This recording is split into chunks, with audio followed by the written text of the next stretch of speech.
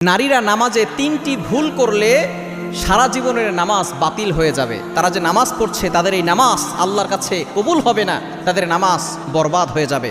আমরা আলহামদুলিল্লাহ অনেকেই নামাজ পড়ি, অনেক মা বোনেরা নামাজ পড়ে, কিন্তু তাদের এমন কিছু ভুল আছে যে ভুলের কারণে তাদের সারা জীবনের নামাজ বরবাদ হয়ে যাচ্ছে। তারা কষ্ট করে নামাজ পড়ছে, এই নামাজ আল্লাহর কাছে কবুল হচ্ছে না ৩টি ভুলের কারণে। নাম্বার 1, 1 নাম্বার হচ্ছে নারীরা যদি এমন হিজাব পরে যে হিজাবের পরেও তাদের চুলের কোনো অংশ বের হয়ে থাকে, তাহলে কিন্তু তাদের নামাজ আল্লাহর কাছে কবুল হবে না। অবশ্যই চুলটাকে ভালো করে ঢেকে রাখতে হবে, শুধুমাত্র মুখমণ্ডল দেখা যাবে, এছাড়া চুল যাতে করে বের না হয়ে যায়।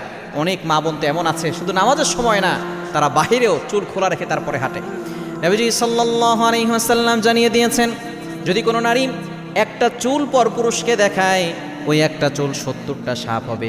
এক একটা সাপের মাথা হচ্ছে উটের মাথার মতো, এক একটা সাপের দেহ লম্বায় হবে সুপারি গাছের মতো, মোটায় হবে